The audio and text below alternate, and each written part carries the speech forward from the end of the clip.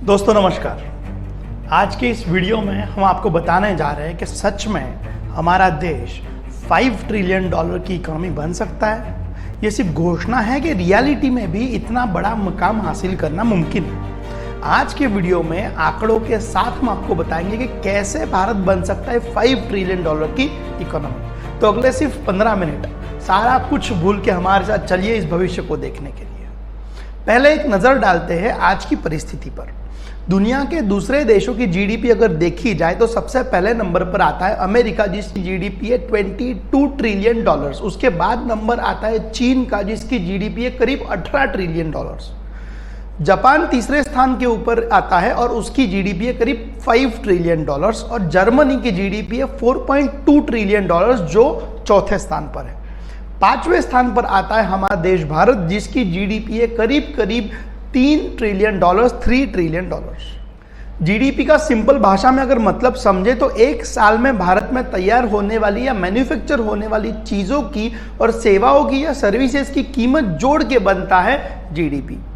देश का जीडीपी जितना ज्यादा होता है उतनी ही एम्प्लॉयमेंट उस देश में ज्यादा होती है और उस देश के लोगों की इनकम उतनी ज्यादा बढ़ती है।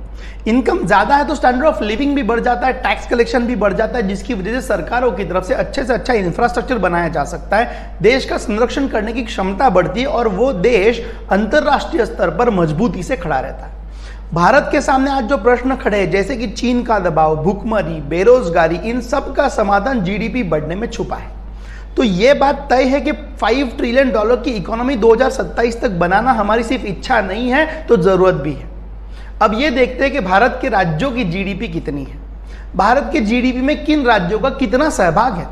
सबसे पहले स्थान के ऊपर आता है महाराष्ट्र, जिसका जीएसडीपी है 429 बिलियन डॉलर्स, करीब 430 बिलियन डॉलर्स। भारत की टोटल जीडीपी में महाराष्ट्र का योगदान है 13.57%। दूसरे नंबर पे आता है तमिलनाडु, जिसका जीएसडीपी है 277 बिलियन डॉलर्स और उसका नेशनल जीडीपी में कंट्रीब्यूशन है 8.65%।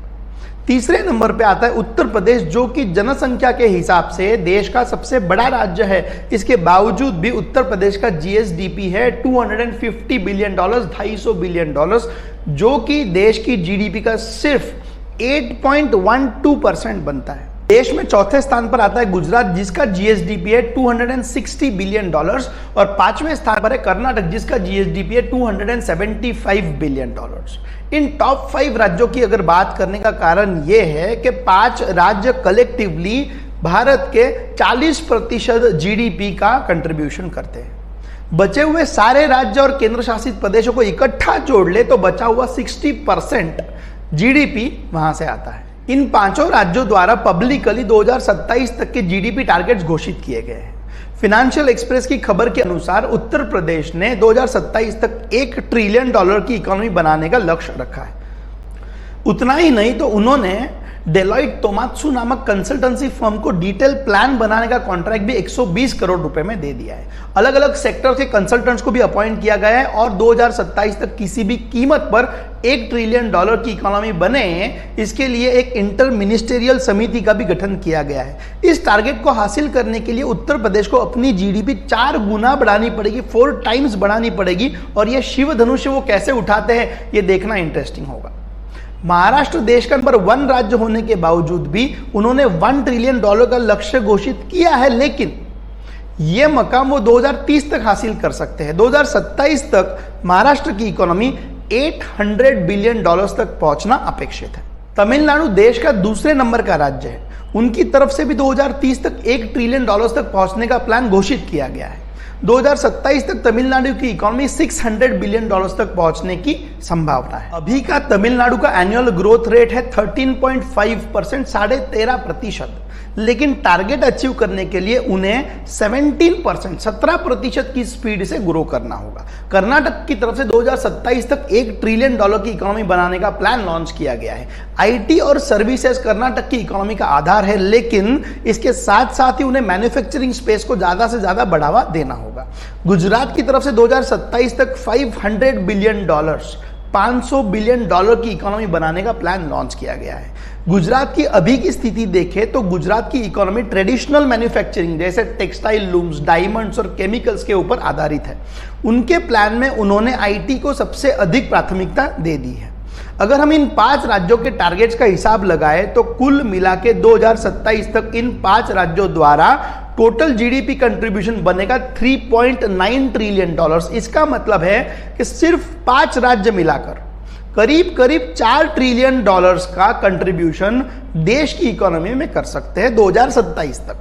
बचे हुए राज्यों की तरफ से भी अपनी अपनी इकोनॉमी बढ़ाने के लिए कई प्रयास किए जा रहे हैं। ओडिशा की तरफ से, उत्तराखंड की तरफ से, वेस्ट बंगाल की तरफ से कई प्रयास किए जा रहे हैं और 2027 तक इन बचे हुए राज्यों की तरफ से करीब करीब $2.5 ट्रिलियन, $2.5 ट्रिलियन का जीडीपी अपेक्षित है। मतलब 2027 तक इसको अगर पूरा जोड़ा जाए तो 2027 तक भारत $6.4 ट्रिलियन की इकोनॉमी बन सकता है। दोस्तों, इस 15 अगस्त के भाषण में भी प्रधानमंत्री की तरफ से यह उद्देश्य स्पष्ट किया गया था कि जल्द से जल्द भारत को विकसित देश बनना जरूरी है और $5 ट्रिलियन इकोनॉमी इस संकल्प का पहला चरण होगा। दोस्तों, इन राज्यों द्वारा घोषित किए टारगेट्स अचीव होने की संभावना बहुत ज्यादा है। इसके 3 कारण मैं आपके सामने रखना चाहता हूं। पहला कारण है कि भारत में दुनिया के सबसे ज्यादा युवा लोग रहते हैं, इसीलिए भारत में किसी भी प्रकार के स्किल सेट के लोगों की कमी नहीं है। दूसरा, भारत की लिटरेसी रेट यानी साक्षरता का प्रमाण बहुत बड़ा है। 2011 की जनगणना के हिसाब से भारत में करीब 75% लोग साक्षर थे, जिसमें पुरुषों की साक्षरता थी 84% और महिलाओं की साक्षरता थी 65%। 2022 में भारत की टोटल लिटरेसी 85% पार होने की संभावना है। राइट टू एजुकेशन की वजह से शिक्षा का प्रमाण बढ़ा है। स्कूल में शौचालय बनाने की वजह से लड़कियों का स्कूल में जाने का परसेंटेज बढ़ा है और ड्रॉप रेट कम हुआ है। मोबाइल यूजर बढ़ने की वजह से, ऑनलाइन कोर्सेज की वजह से भी साक्षरता कई गुना बढ़ी है। तीसरा रीजन है पॉलिसी स्टेबिलिटी। देश में स्थिर सरकार होने की वजह से पॉलिसीज बार बार बदलती नहीं है, जिसकी वजह से फॉरेन इन्वेस्टर्स को भी भारत में इन्वेस्ट करने में झिझक नहीं होती है। पहले बार बार सरकारें बदलती थी, जो सरकार आती थी वो भी गठबंधन की सरकार होती थी, जिसकी वजह से पॉलिसीज में क्लैरिटी देखने को मिलती नहीं थी। इसके अलावा भी कई सारे कारण हैं, जैसे कि चीपेस्ट रेट पर मोबाइल डेटा मिलना हो या फिर गवर्नमेंट का उद्योगों के प्रति बना हुआ सकारात्मक अप्रोच हो। इन सारी चीजों के अलावा एक और महत्वपूर्ण चीजें देखने को मिली है। देश में राज्यों के अंदर विकास के लिए एक हेल्दी कंपटीशन देखने को मिला है, जिसका प्रधानमंत्री जी ने कई बार लाल किले से दिए हुए भाषणों में उल्लेख किया है। यह स्पर्धा सभी राज्यों को अपने आप ही विकास की तरफ खींच रही है। दोस्तों, इस ग्रोथ में आपका और हमारा क्या फायदा है? तो राज्य की या देश की जीडीपी हमसे ही तो बढ़ेगी और इसीलिए इस ग्रोथ के टारगेट को सिर्फ गवर्नमेंट की जिम्मेदारी ना समझते हुए हम सबको अपनी अपनी इनकम बढ़ाने का 5 ईयर प्लान बनाना चाहिए। हमारे पास मौजूद रिसोर्सेस, हमारे स्किल्स और हमारे इंटरेस्ट एरियाज को ढूंढकर एक प्लान बनाना अत्यंत आवश्यक है, जिससे 2027 तक हमारी इनकम कैसे 4 से 5 गुना बढ़े इसके बारे में सोचा जाए। दोस्तों, हम बढ़ेंगे तभी तो देश बढ़ेगा। इसीलिए इंडिविजुअल ग्रोथ ही नेशनल ग्रोथ का आधार है। जब $5 ट्रिलियन की इकोनॉमी बनाने की घोषणा गवर्नमेंट की तरफ से की गई थी, तब कई लोगों ने इसका मजाक उड़ाया था। लेकिन जरा सोचिए, इसके पहले कभी भी देश की इकोनॉमी बढ़ाने के बारे में इतनी चर्चा हुई है? ऐसा माहौल कभी बना है? कभी नहीं। जिन्हें नेगेटिव चीजें देखनी है वो वही रह जाएंगे और जिन्हें पॉजिटिव चीजें देखकर अपना और देश का विकास करना है वो आगे बढ़ जाएंगे। इस वीडियो में इतना ही। इकोनॉमी को बढ़ावा देने के लिए आपके सुझाव क्या है वो जरूर कमेंट्स करके बताएं, ताकि उन्हें सरकार तक पहुंचाया जा सके। चैनल को जरूर सब्सक्राइब करें। धन्यवाद।